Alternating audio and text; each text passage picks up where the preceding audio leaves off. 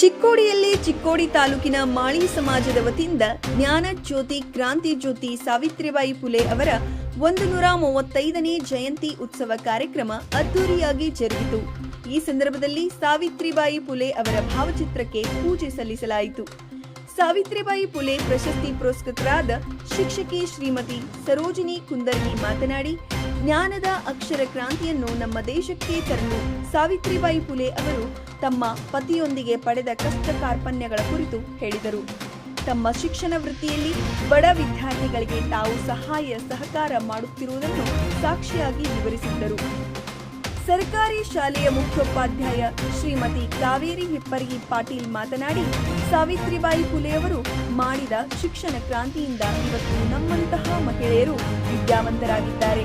ನಾವು ಸಹ ಸಮಾಜದಲ್ಲಿ ಇರುವ ಬಾಲ್ಯ ವಿವಾಹ, ಮಹಿಳೆ ಮಕ್ಕಳ ಮೇಲೆ ಆಗುವ ಅತ್ಯಾಚಾರ ತಡೆಯಲಿಕ್ಕೆ ಜಾಗೃತಿಯನ್ನು ಮೂಡಿಸುವ ಅವಶ್ಯಕವಾಗಿದೆ ಎಂದು ಹೇಳಿದರು. ಈ ಸಂದರ್ಭದಲ್ಲಿ ಡಾಕ್ಟರ್ ರವಿ ಕುರ್ಬೇಟ್ ಅವರು ಸ್ವಾಗತಿಸಿದ್ರು. ಮಲ್ಲೇಶ್ ಲಿಂಬಿಗಿಡ್ಡ ಅವರು ವಂದಿಸಿದರು. ಈ ಸಂದರ್ಭದಲ್ಲಿ ಚಿಕ್ಕೋಡಿ ತಾಲೂಕಿನ ಮಾಳಿ ಮಾಲ್ಗಾರ್ ಸಮಾಜದ ಅಧ್ಯಕ್ಷ, ಉಪಾಧ್ಯಕ್ಷ, ಪದಾಧಿಕಾರಿಗಳು, ಎಲ್ಲ ಪ್ರಮುಖರು, ಹಿರಿಯರು, ಯುವಕರು ಮತ್ತು ಮಹಿಳೆಯರು ಉಪಸ್ಥಿತರಿದ್ದರು. ಅಧ್ಯಯನ ಮಾಡಿ ನೋಡಿ ಅವ್ರು ಎಂಥ ಜ್ಞಾನಿಗಳಂದ್ರ, ಎಂಥ ಅಧ್ಯಾತ್ಮವಾದಿಗಳು, ಎಂಥ ಸಮಾಜ ಸುಧಾರಕರು ಅನ್ನೋದನ್ನ ಅವರ ಒಂದು ಇತಿಹಾಸದಲ್ಲಿ ನೀವು ಕಾಣಬಹುದು. ಅವ್ರಿಗಾಗಿ ಅವ್ರದ್ದು ಕೆಲವೊಂದು ಗ್ರಂಥಗಳದಾವು, ತಗೊಂಡು ಎಲ್ಲರೂ ಕುಲ ಬಾಂಧವರು ಓದತಕ್ಕಂಥದ್ದು. ಯಾಕಂದ್ರೆ ಅವರು ಅಂಥ ಶ್ರೇಷ್ಠರು. ಅದಕ್ಕಾಗಿ ಅಂಬೇಡ್ಕರ್ ಅವರನ್ನು ತಮ್ಮ ಗುರು ಅಂತ ಹೇಳಿ ಸ್ವೀಕಾರ ಮಾಡ್ಕೊಂಡು ಅವರಿಂದ ಮಾರ್ಗದರ್ಶನ ಪಡ್ಕೊಂಡು ಅಂಬೇಡ್ಕರ್ ಇವರು ಇಂಥ ಸಮಾಜವಾಗಿ ಸೆಕ್ಯುಲರ್ ಆದಂತಹ ಒಂದು ರಾಷ್ಟ್ರಕ್ಕೆ ಒಂದು ಸಂವಿಧಾನವನ್ನ ಬರೆದ್ರು. ಅವರ ಮಾರ್ಗದರ್ಶನದಲ್ಲಿ, ಅವರ ಗುರುತ್ವದ ಒಂದು ಮಾರ್ಗದರ್ಶನದಲ್ಲಿ ಅಂತ ಹೇಳ್ಬೋದು. ಅಂಥ ಒಬ್ಬ ಧೀಮಂತ ಮಹಿಳೆ, ನಮ್ಮ ಕುಲ ಬಾಂಧವರ ಒಂದು ಹಿರಿಯಳಾದಂಥ ಆ ವ್ಯಕ್ತಿಯ ಒಂದು ಸ್ತ್ರೀ ರತ್ನ ಅಂತ ಹೇಳ್ಬೋದು. ನಾವು ಅಕ್ಷರ ದವ್ವ ಅಂತ ಕರೆದ್ರು. ಏನಾದರೂ ಅವತ್ತು ಸಾವಿತ್ರಿಬಾಯಿ ಫುಲೆ ಅವರು ಹೆಣ್ಣು ಮಕ್ಕಳಿಗೆ ಶಿಕ್ಷಣ ಕೊಡ್ಲಿಕ್ಕೆ ಪ್ರಸ್ತಾವನೆ ಮಾಡಿ ಅದನ್ನು ಬ್ರಿಟಿಷ್ ಸರ್ಕಾರದ ಮುಂದಿಟ್ಟು, ಅದನ್ನ ಅವತ್ತಿನ ಒಂದು ಸಂಸ್ಥಾನಿಕರ ಮುಂದಿಟ್ಟು ಅದನ್ನ ಅಪ್ರೂವಲ್ ಮಾಡಿಸದೆ ಹೋಗಿದ್ಲು ಅಂದ್ರೆ ಇವತ್ತು ನಾವು ಎಲ್ಲಿ ಇರ್ತಿದ್ದೀವೋ ಏನೋ, ಈ ಸ್ಥಾನದಲ್ಲಿ ಇರ್ತಿದ್ದೀವೋ ಇಲ್ಲೋ ಗೊತ್ತಿಲ್ಲ. ಮಹಿಳೆಯರಿಗೆ ಶಿಕ್ಷಣ ಸಿಗ್ತಿತ್ತೋ ಇಲ್ಲೋ ಗೊತ್ತಿಲ್ಲ.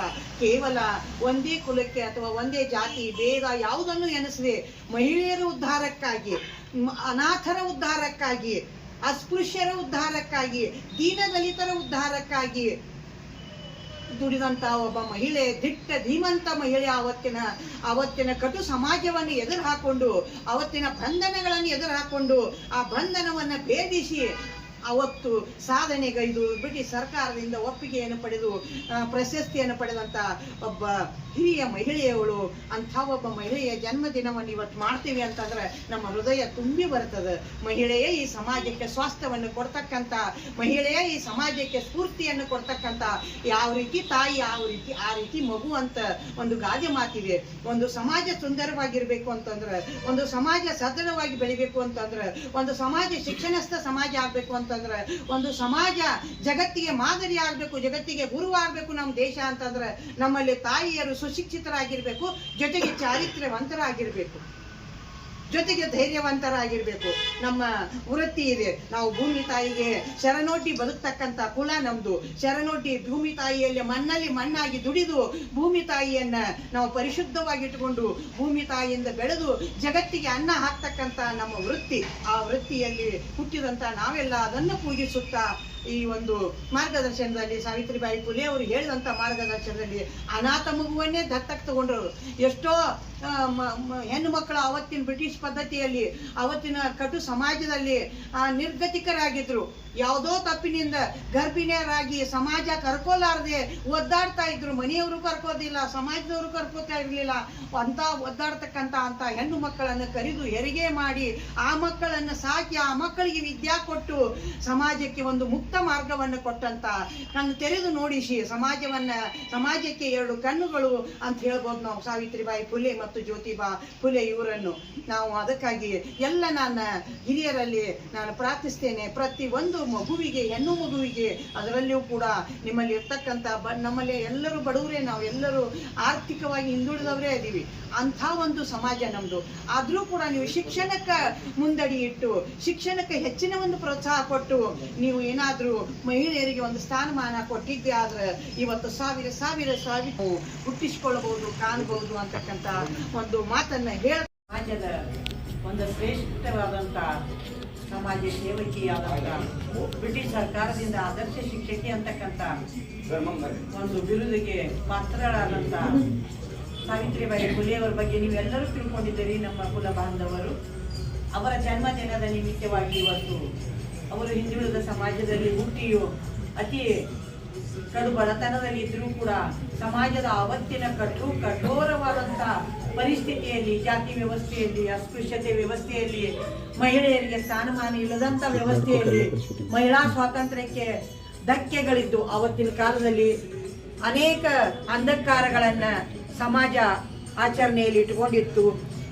ವಿಧವಾ ವಿವಾಹ, ಅಸ್ಪೃಶ್ಯತೆ, ಸತಿ ಪದ್ಧತಿ, ನಂತರ ವಿಧವೆಯರು ಅನಾಥ ಮಕ್ಕಳನ್ನ ರಕ್ಷಿಸೋದು, ಆಮೇಲೆ ವೇಶ್ಯಾ ಪದ್ಧತಿ, ಈ ಎಲ್ಲ ಪದ್ಧತಿಗಳ ವಿರುದ್ಧವಾಗಿ ಅವಳು ಹೋರಾಡಲಿಕ್ಕೆ ಮುಂದಡಿ ಇಟ್ಟು ಅಂಥ ಕಠೋರವಾದಂಥ ಕಬ್ಬಿಣದ ಕಡಲೆಯಾದಂಥ ಬ್ರಿಟಿಷ್ ಸರ್ಕಾರದ ವಿರುದ್ಧವಾಗಿ ನಿಂತು ಅವರು ಈ ಸಮಾಜ ಸೇವೆಯನ್ನ ಮಾಡಿದಂಥ ಒಬ್ಬ ಧೀಮಂತ ನಮ್ಮ ಕುಲ ಬಾಂಧವರ ಒಂದು ದಿಟ್ಟ ಹೆಜ್ಜೆಯನ್ನಿಟ್ಟಂತ ಮಹಿಳೆಯವರು ಅಂತ ಹೇಳ್ತಾ, ಜೊತೆಗೆ ಅವರು ಶಿಕ್ಷಣ, ಅವತ್ತು ಮಹಿಳೆಯರಿಗೆ ಶಿಕ್ಷಣದ ಕೊರತೆ ಬಹಳಷ್ಟಿತ್ತು.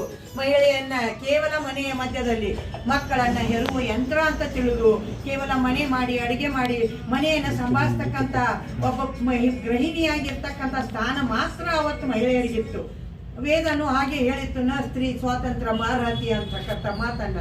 ಆದ್ರೆ ಅಂಥ ಪದ್ಧತಿಯಲ್ಲಿ ಅವಳು ಮಹಿಳೆಯಾಗಿ ಅವಳ ಪತಿಯವರಾದಂಥ ಜ್ಯೋತಿಬಾ ಫುಲೆ ಅವರು ಅವರಿಗೆ ಶಿಕ್ಷಣವನ್ನು ಕೊಡಿಸಿ ಶಿಕ್ಷಕಿಯಾಗಿ ಮಾಡಿ ಅವರನ್ನು ಸಮಾಜದ ಸುಧಾರಣೆಗೆ ಪ್ರೋತ್ಸಾಹ ಕೊಟ್ಟು ಮುಂದಡಿ ಬಿಟ್ಟರು. ಅವರಿಗೆ ಎಷ್ಟೋ ಕಷ್ಟಗಳಾದವು. ಅವರಿಗೆ ಸಗಣಿ ನೀರನ್ನು ಎರಚಿದ್ರು.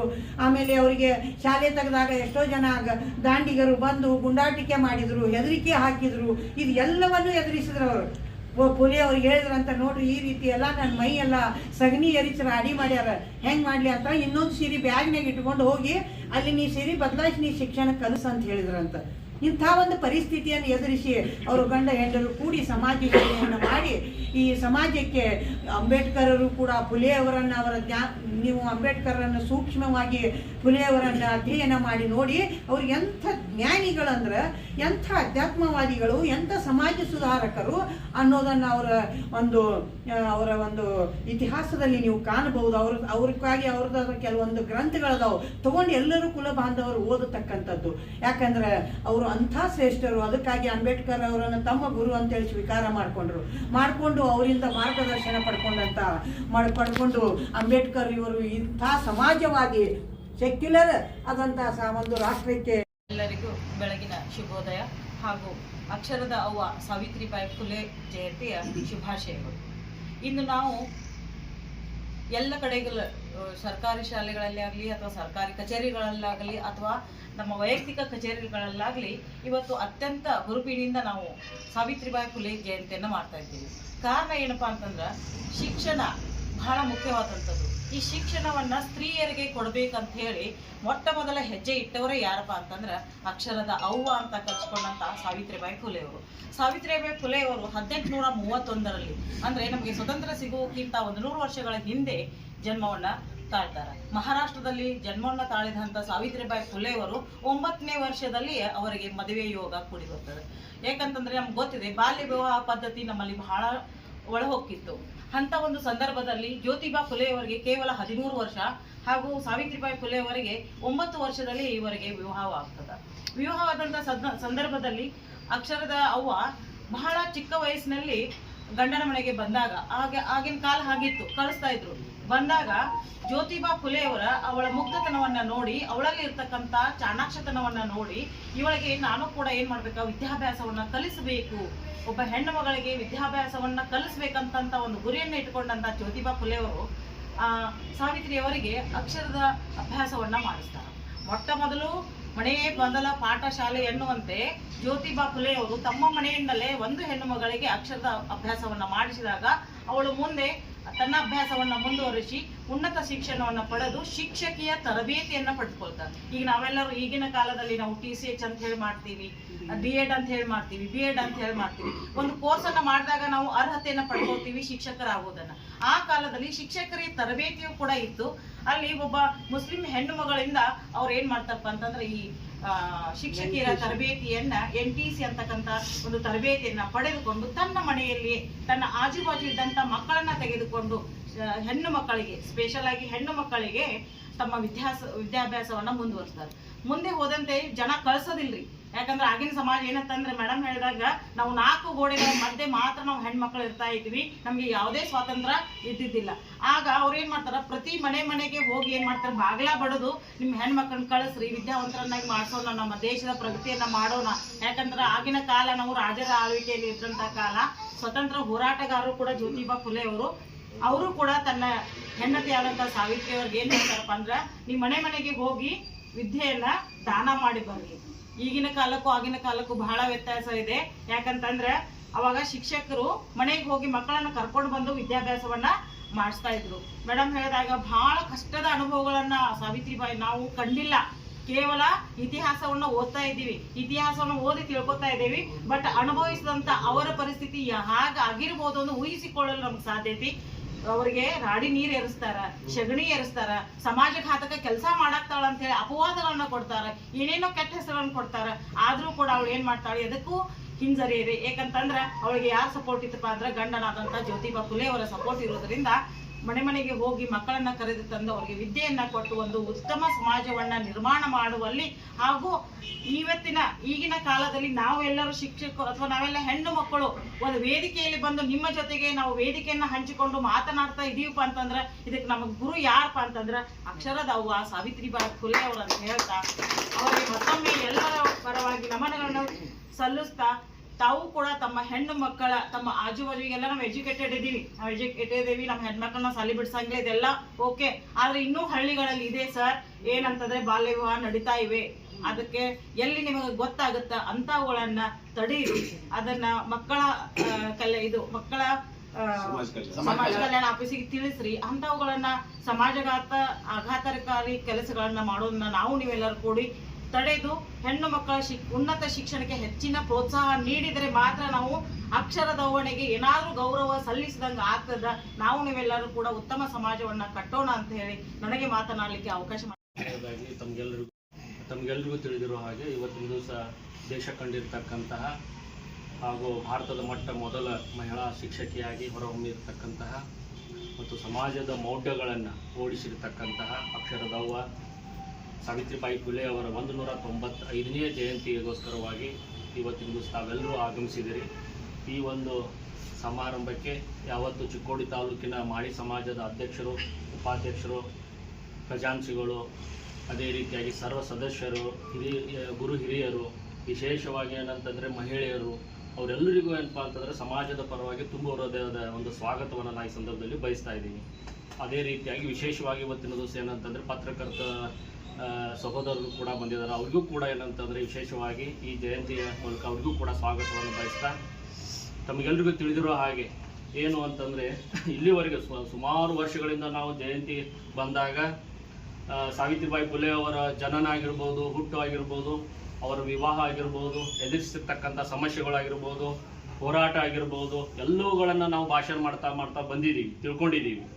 ಅದೇ ರೀತಿಯಾಗಿ ಇವತ್ತಿನ ದಿವಸ ಏನಪ್ಪ ಅಂದರೆ ವಿಶೇಷವಾಗಿ ಮಹಿಳೆಯರಿಂದ ಇವತ್ತಿನ ಏನಪ್ಪ ಅಂತಂದರೆ ಇನಿಷಿಯೇಷನ್ ತಗೊಂಡು ಮುಂದಾಳತ್ವ ತಗೊಂಡು ಆ ನಿಟ್ಟಿನಲ್ಲಿ ಇವತ್ತಿನ ದಿವಸ ಅವರು ಭಾಗಿಯಾಗೋದ್ರ ಮೂಲಕ ಈ ಒಂದು ಸಮಾಜಕ್ಕೆ ಮತ್ತು ಈ ಒಂದು ಜಯಂತಿಗೆ ಏನಪ್ಪ ಅಂತಂದರೆ ಕಳೆಯನ್ನು ತಂದು ಕೊಟ್ಟಿದ್ದಾರೆ. ಅವರಿಗೆ ಏನಪ್ಪ ಅಂದರೆ ತುಂಬ ಹೃದಯದ ಏನಂತಂದರೆ ಧನ್ಯವಾದಗಳನ್ನ ಈ ಸಂದರ್ಭದಲ್ಲಿ ನಾನು ಅರ್ಪಿಸ್ತಾ ಇದ್ದೀನಿ. ಆತ್ಮೀಯರು, ತಮಗೆಲ್ಲರೂ ಗೊತ್ತಿರುವ ಹಾಗೆ ಸಾವಿತ್ರಿಬಾಯಿ ಫುಲೆ ಅವರು 1831ರಲ್ಲಿ ಏನಂತಂದರೆ ಜನನ ಆಗ್ತದೆ. ಬಾಲ್ಯ ವಿವಾಹ ಇರತಕ್ಕಂಥ ಒಂದು ಪದ್ಧತಿ ಇತ್ತು. ಬಾಲ್ಯ ವಿವಾಹ ಆಗ್ತದೆ. ಮಹಾತ್ಮ ಜ್ಯೋತಿಬಾ ಫುಲೆ ಅವರು ಏನಂತಂದರೆ ಹೊರಗಡೆ ಆಟ ಆಡ್ಕೊಂಡು ಬೆಳೆಯುವಂಥ ಅಥವಾ ಆಟ ಆಡ್ಕೊಂಡಿರುವಂಥ ಒಂದು ಪರಿಸ್ಥಿತಿ. ಅಂಥ ಸಂದರ್ಭದಲ್ಲಿ ಏನಂತಂದರೆ ಮದುವೆ ಆದ ನಂತರ ಸಂಸಾರ ಅನ್ನುವಂಥದ್ದು ಏನು ತಲೆಯೊಳಗೆ ಇಲ್ಲದೇ ಇರುವಂಥ ಒಂದು ಪರಿಸ್ಥಿತಿ. ತದನಂತರ ಗಂಡ ಹೆಂಡತಿ ಏನಪ್ಪಾ ಅಂದ್ರೆ ಇಬ್ರು ಕೂಡ್ಕೊಂಡು ಆಟ ಆಡ್ತಾ ಏನಪ್ಪಾ ಅಂತಂದ್ರೆ ಬೆಳಿತಾರ. ತದನಂತರ ಏನಾಗ್ತದ ಅಂತಂದ್ರೆ ಮುಂದೆ ಏನಂತಂದ್ರೆ ಸಮಾಜದ ಮೌಢ್ಯಗಳು, ಸಮಾಜದಲ್ಲಿ ಇರ್ತಕ್ಕಂಥ ಅಹಿತಕರವಾಗಿರ್ತಕ್ಕಂಥ ಘಟನೆಗಳು, ಅಸ್ಪೃಶ್ಯತೆ ಎಲ್ಲವುಗಳನ್ನ ಮನಗಂಡು ಏನ್ ಮಾಡ್ತಾರ ಅಂತಂದ್ರೆ ಇದಕ್ಕೆ ಮದ್ದು ಯಾವುದು ಅಂತಂದಾಗ ಶಿಕ್ಷಣ ಅಂತ ಹೇಳಿ ಅರಿತಾರ. ಆ ನಿಟ್ಟಿನಲ್ಲಿ ಏನಂತಂದ್ರೆ ಪೂರ್ವದಲ್ಲಿ ಏನಂತಂದ್ರೆ ಸಾವಿತ್ರಿಬಾಯಿ ಫುಲೆ ಅವರು ಏನಂತಂದ್ರೆ ಅನಕ್ಷರಸ್ಥರು ಇರ್ತಾರೆ. ಆ ಸಂದರ್ಭದಲ್ಲಿ ಮಹಾತ್ಮ ಜ್ಯೋತಿಬಾ ಫುಲೆ ಅವರು ಏನ್ ಮಾಡ್ತಾರ ಅಂತಂದ್ರೆ ಸ್ವತಃ ತಾವೇ ಗುರುವಾಗಿ ಏನಂತಂದ್ರೆ ಹೆಂಡತಿಗೆ ಅಕ್ಷರದ ಬೀಜವನ್ನ ಬಿತ್ತಾರ. ಅದಾದ ನಂತರ ಏನಂತಂದ್ರೆ ಶರ್ಮನ್ ಅಂತಕ್ಕಂತಹ ಒಂದು ಶಿಕ್ಷಕ ಕೇಂದ್ರದಲ್ಲಿ ಅವರಿಗೆ ಪಾಠವ ಬೋಧನೆ ಮಾಡಲಿಕ್ಕೆ ಅಥವಾ ಶಿಕ್ಷಕ ವೃತ್ತಿಗೆ ಮುಂದುವರಿಲಿಕ್ಕೆ ಏನಂತಂದ್ರೆ ಅವಕಾಶ ಮಾಡಿ ಕಲ್ಪಿಸಿಕೊಟ್ಟಾಗ ಶಿಕ್ಷಕಿಯಾಗಿ ಏನಂತಂದ್ರೆ ಆ ಕಾಲದಲ್ಲಿ ಹೆಣ್ಮಕ್ಳು ಹೊರಸಲು ಬಿಟ್ಟು ಹೋಗುವಂತ ಪರಿಸ್ಥಿತಿ ಇರಲಿಲ್ಲ. ಅವ್ರು ಏನಂತಂದ್ರೆ ಕೇವಲ ಏನಂತಂದ್ರೆ ಮನೆಯೊಳಗಿರ್ತಕ್ಕಂಥ ದಾಸದ ಆಳುಗಳಾಗಿರ್ತಕ್ಕಂಥ ಪರಿಸ್ಥಿತಿ ಇದ್ದಾಗ ಹೆಣ್ಣು ಮಕ್ಕಳು ಸುಶಿಕ್ಷಿತರಾದಾಗನೇ ಏನಂತಂದ್ರೆ ಕುಟುಂಬಗಳು ಮುಂದುವರಿತಾವ ಅನ್ನುವಂಥ ಪರಿಸ್ಥಿತಿ ಬಂದಾಗ ಅವಾಗ ಏನ್ ಮಾಡ್ತಾರೆ ಅಂತಂದ್ರೆ ಪ್ರತಿಯೊಬ್ಬ ಹೆಣ್ಣು ಮಕ್ಕಳಿಗೆ ಏನಂತಂದ್ರೆ ಶಿಕ್ಷಣವನ್ನು ಕೊಡ್ತಾರೆ. ಆ ನಿಟ್ಟಿನಲ್ಲಿ ಏನೇನಾಯ್ತು, ಯಾವ ರೀತಿ ಆಯ್ತು ಅನ್ನೋದನ್ನ ಈಗಾಗಲೇ ಹೇಳಿದಾರ. ಆ ಪರಿಸ್ಥಿತಿಯನ್ನು ಎದುರಿಸಿನೂ ಕೂಡ ಏನಂತಂದ್ರೆ ಸರ್ವಕಾಲಿಕೂ ಏನಂತಂದ್ರೆ ಶ್ರೇಷ್ಠವಾಗಿರ್ತಕ್ಕಂಥ ಶಿಕ್ಷಕಿಯಾಗಿ 1848ರಲ್ಲಿ ಪುಣೆಯಲ್ಲಿ ಏನಪ್ಪಾ ಅಂದ್ರೆ ಮೊಟ್ಟ ಮೊದಲ ಬಾಲಿಕೆಯರ ಒಂದು ಶಾಲೆಯನ್ನು ಪ್ರಾರಂಭ ಮಾಡ್ತಾರೆ. ಬಾಲಿಕೆಯರ ಶಾಲೆ ಪ್ರಾರಂಭವಾಗಿ ಸುಮಾರು 13ರಿಂದ 17 ಶಾಲೆಗಳನ್ನ ಪ್ರಾರಂಭ ಮಾಡಿ ಅಕ್ಷರದವಾಗಿ ಮೊಟ್ಟ ಮೊದಲ ಮಹಿಳಾ ಶಿಕ್ಷಕಿ ಅಂತ ಹೇಳಿ ಬ್ರಿಟಿಷ್ ಸರ್ಕಾರದಿಂದ ಏನಪ್ಪಾ ಅಂದ್ರೆ ಗೌರವವನ್ನು ಪಡೆದುಕೊಳ್ತಕ್ಕಂಥದ್ದು ಈ ರೀತಿಯಾಗಿ ನಾವು ನೋಡ್ತೀವಿ. ಆದ್ರೆ ಇಲ್ಲಿ ಏನಪ್ಪಾ ಅಂತಂದ್ರೆ ಈ ಸಮಾರಂಭದಲ್ಲಿ ಈ ಒಂದು ಜಯಂತಿಯಲ್ಲಿ ನಾವೆಲ್ಲರೂ ಏನಂತಂದ್ರೆ ಆತ್ಮಾವಲೋಕನ ಮಾಡಿಕೊಳ್ಳುವಂಥದ್ದು ಏನು ಅಂತಂದಾಗ ಕೇವಲ ಫೋಟೋ ಪೂಜೆ ಮಾಡುವಂಥದ್ದು, ಅವ್ರು ಮಾಡಿರ್ತಕ್ಕಂಥ ಸಾಧನೆಯನ್ನ ಏನಪ್ಪಾ ಅಂದ್ರೆ ಪ್ರತಿ ವರ್ಷ ನಾವು ಹೇಳ್ಕೊಳ್ಳುವಂಥದ್ದನ್ನೇ ಏನಪ್ಪಾ ಅಂತಂದ್ರೆ ಮುಂದುವರಿಸಿಕೊಳ್ಳುವಂಥದ್ದು ಆಗ್ತಾ ಇದೆ ಏನೋ ಎಲ್ಲೋ ಒಂದ್ ಕಡೆ ಅನ್ನುವಂಥದ್ದು ನಾವು ನೋಡ್ತಾ ಇದೀವಿ.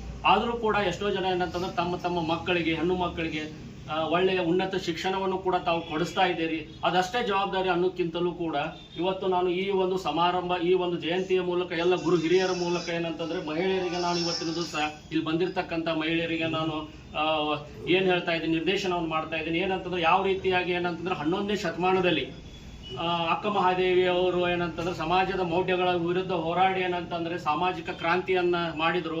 ಅವ್ರ ಹೆಸರಿನಲ್ಲಿ ಇವತ್ತಿನ ದಿವಸ ಅಕ್ಕನ ಬಳಗ ಅವು ಅಂತ ಹೇಳಿ ಇದಾವ. ಅದೇ ರೀತಿಯಾಗಿ ಯಾಕೆ ನೀವು ಏನಂತಂದ್ರೆ ಸಾವಿತ್ರಿಬಾಯಿ ಬಳಗ ಅಂತ ಹೇಳಿ ಇಟ್ಕೊಂಡು, ಆ ಸಾವಿತ್ರಿಬಾಯಿ ಫುಲೆ ಬಳಗ ಅಂತ ಇಟ್ಕೊಂಡು ಏನಂತಂದ್ರೆ ಅನೇಕ ರೀತಿಯಾಗಿರ್ತಕ್ಕಂಥ ಸಾಂತ್ವನ ಕೇಂದ್ರಗಳಾಗಿರ್ಬೋದು, ಮಹಿಳಾ ಕೇಂದ್ರಗಳಾಗಿರ್ಬೋದು, ಮಹಿಳೆಯರಿಗೋಸ್ಕರವಾಗಿ ಮತ್ತು ಹುಡುಗಿಯರಿಗೋಸ್ಕರವಾಗಿ ಏನಂತಂದ್ರೆ ಅವರಿಗೆ ಶಿಕ್ಷಣವನ್ನು ಕಲ್ಪಿಸಿಕೊಳ್ಳುವಂತ ಮಾರ್ಗದರ್ಶನ ಕೇಂದ್ರಗಳಾಗಿರ್ಬೋದು. ಅದೇ ರೀತಿಯಾಗಿ ಆರೋಗ್ಯದ ಸಮಸ್ಯೆಗಳಿದ್ದಾಗ ಸಂಬಂಧಿಸಿದಂತಹ ಕೆಲವಷ್ಟು ಏನಂತಂದ್ರೆ ಎಷ್ಟೋ ಜನ ನಮಗೆ ಗೊತ್ತಿರುವಂತಹ ಕೆಲವಷ್ಟು ಏನಂತಂದ್ರೆ ಸೈಕ್ಯಾಟ್ರಿಕ್ ಅದಾರ, ಎಷ್ಟೋ ಜನ ಪ್ರೊಫೆಸರ್ಸ್ಗಳದಾರ, ಎಷ್ಟೋ ಜನ ಕೆಲವಷ್ಟು ಆ ಶಿಕ್ಷಣಕ್ಕೆ ಸಂಬಂಧಿಸಿದ ಮಹಿಳೆಯರಿದಾರ. ಅವರನ್ನು ಕರೆಸಿಕೊಡೋದ್ರ ಮೂಲಕ ಅವ್ರಿಗೆ ಸೂಕ್ತವಾಗಿರ್ತಕ್ಕಂತಹ ಆ ಬಳಗದ ಮೂಲಕ ಏನಂತಂದ್ರೆ ಶಿಕ್ಷಣವನ್ನ ಮತ್ತು ದಾರಿದೀಪ ಯಾಕೆ ಆಗಬಾರ್ದು ಅನ್ನುವಂತ ಒಂದು ನಿವೇದನನ್ನ ಈ ಸಂದರ್ಭದಲ್ಲಿ ನಾನು ಇಡ್ತಾ ಇದ್ದೀನಿ. ಆ ನಿಟ್ಟಿನಲ್ಲಿ ಏನಂತಂದ್ರೆ ಈ ಬಳಗಕ್ಕೆ, ಅಕ್ಷರದವ್ವ ಸಾವಿತ್ರಿಬಾಯಿ ಫುಲೆ ಬಳಗಕ್ಕೆ ನಮ್ಮ ಎಲ್ಲ ಗುರು ಹಿರಿಯರು ಮತ್ತೆ ಚಿಕ್ಕೋಡಿ ತಾಲೂಕು ಮಾಳಿ ಸಮಾಜ ಯಾವತ್ತೂ ನಿಮ್ಮ ಬೆನ್ನಿಂದ ಇದ್ದೇ ಇರ್ತದ. ಆ ನಿಟ್ಟಿನಲ್ಲಿ ಏನಪ್ಪಾ ಅಂದ್ರೆ ತಾವು ಮುಂದೆ ಸಾಗಬೇಕು. ಅನೇಕ ಕೇಂದ್ರಗಳನ್ನ ತೆರೆಯುವುದರ ಮೂಲಕ ಏನಂತಂದ್ರೆ ಆಗಿನ ಪರಿಸ್ಥಿತಿಯಲ್ಲಿ ಇರ್ತಕ್ಕಂಥ ಕೆಲವಷ್ಟು ಸಂದರ್ಭಗಳ ವಿರುದ್ಧ ಹೋರಾಡಿ ಅವರು ಏನಂತಂದ್ರೆ ಮಹನೀಯರಾಗಿ ಹೋಗಿದ್ದಾರೆ.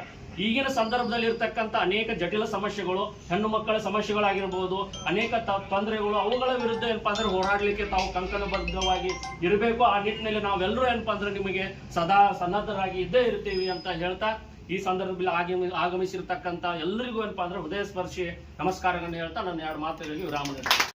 ಇವತ್ತಿನ ದಿವಸ ಅಕ್ಷರದವ್ವ ಸಾವಿತ್ರಿಬಾಯಿ ಫುಲೆ ಇವರ 135ನೇ ಜಯಂತ್ಯುತ್ಸವ ಕಾರ್ಯಕ್ರಮಕ್ಕೆ ಆಗಮಿಸಿರ್ತಕ್ಕಂಥ ಎಲ್ಲ ಗಣ್ಯಮಾನ್ಯರಿಗೆ, ಸಮಾಜದ ಎಲ್ಲ ಹಿರಿಯ ಬಾಂಧವರಿಗೆ, ಇವತ್ತಿನ ದಿವಸ ಈ ಕಾರ್ಯಕ್ರಮಕ್ಕೆ ಆಗಮಿಸಿರ್ತಕ್ಕಂಥ ಎಲ್ಲ ಅಕ್ಕ ತಂಗಿಯರಿಗೆ, ಮಹಿಳಾ ಬಳಗದವರಿಗೆ ಹಾಗೂ ಇಲ್ಲಿ ಬಂದಿರತಕ್ಕಂಥ ಎಲ್ಲ ಸಮಾಜದ ಬಾಂಧವರಿಗೆ ಹೃದಯಪೂರ್ವಕವಾದಂಥ ಧನ್ಯವಾದಗಳನ್ನು ಈ ಸಂದರ್ಭದಲ್ಲಿ ನಾವು ತಿಳಿಸ್ತೇವೆ.